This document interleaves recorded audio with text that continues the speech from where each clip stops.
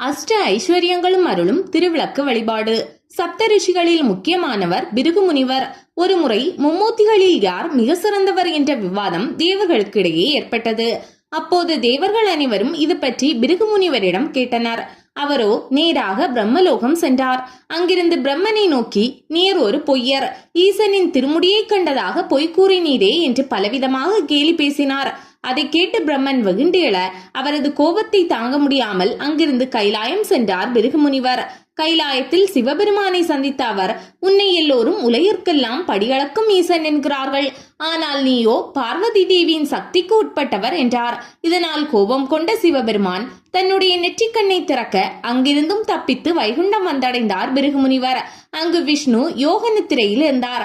அதை கண்ட பிருகு முனிவர், உன் இல்லத்திற்கு வந்த, அதாவது வைகுண்டத்திற்கு வந்த விருந்தினரை கவனிக்காமல் இப்படி தூங்குவது சரியா? நீ இப்படி தூங்கிக் கொண்டிருந்தால் உலகத்தை எப்படி பரிபாலனம் செய்ய முடியும் என கூறி மகாவிஷ்ணுவின் மார்பில் உதைத்தார். இதை கண்டு எழுந்த மகாவிஷ்ணு, நீங்கள் பெரிய முனிவர், நான் உங்களுக்கு தகுந்த மரியாதை அளிக்க தவறிவிட்டேன். என் மார்பில் உதைத்ததால் உங்கள் கால் வலிக்குமே என்று கூறி பிருகு முனிவரின் காலை பிடித்து விட்டார். இந்த சம்பவத்திற்கு பின்னர் தேவலோகம் சென்ற பிருகு முனிவர் அங்கிருந்த தேவர்களிடம், மும்மூர்த்திகளில் மகாவிஷ்ணுவே உயர்ந்தவர், நான் காலால் உதைத்த போதிலும் மிக பொறுமையாக அந்த பிரச்சனையை கையாண்டதால் அவரே உயர்ந்தவர் என கூறினார். இதில் பிருகு முனிவரின் காலில் ஒரு கண் இருந்ததாகவும் அந்த காலை பிடித்து விடுவது போல் அந்த கண்ணை மகாவிஷ்ணு பிடுங்கிவிட்டதாகவும் ஒரு சிலர் சொல்வார்கள். அதே நேரத்தில் மகாவிஷ்ணுவின் மார்பில் மகாலட்சுமி வசிப்பதால் மகாலட்சுமியை உதைத்த தோஷம் பிருகு முனிவருக்கு ஏற்பட்டது.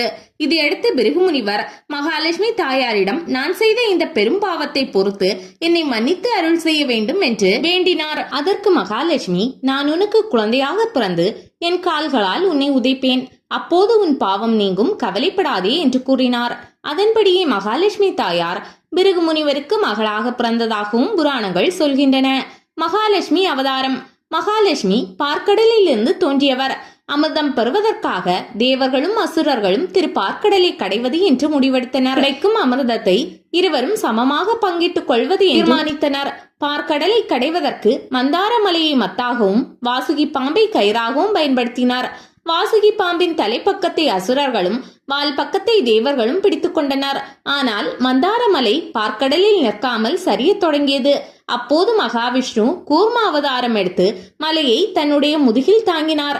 அப்படி மந்தார மலையை கடையும் போது முதலில் வெளிவந்தது ஆலகாலம் என்னும் விஷம். இந்த விஷத்தின் உஷ்ணத்தை தாங்க முடியாமல் அனைத்து ஜீவராசிகளும் தவித்தன. அந்த விஷத்தை சிவபெருமான் உண்டார். அந்த விஷம் அவரது கழுத்தில் நின்றதால் அவர் நீலகண்டர் ஆனார். இதற்கு பின் ஐராவதம் என்ற வெள்ளை யானை வெளிவந்தது. அதை இந்திரன் எடுத்துக்கொண்டான்.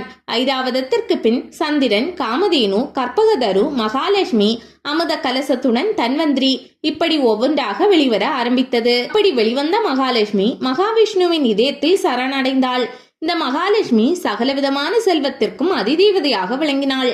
இந்த மகாலட்சுமியை யார் பூஜிக்கிறார்களோ அவர்களுக்கு தரித்திரங்கள் விலகும்.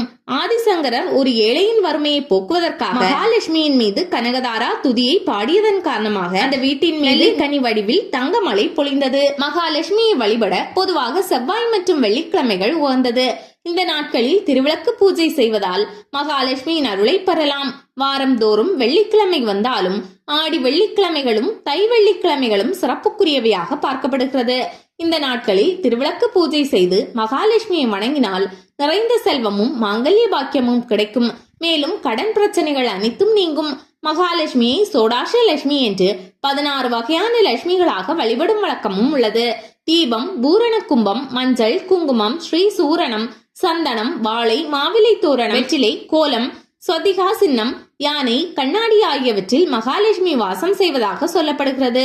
திருவிளக்கு பூஜை செய்வதற்கு வாழை இலை, வெற்றிலை, பாக்கு, பழம், அவல், பொரி, கற்கண்டு, திருநீறு, குங்குமம், சந்தனம், உதிரிப்பூ, ஊதுபத்தி, துளசி, கற்பூரம், கலசநீர், அரிசி, மஞ்சள், எண்ணெய், திரி, விளக்கு போன்ற பொருட்கள் தேவைப்படும்.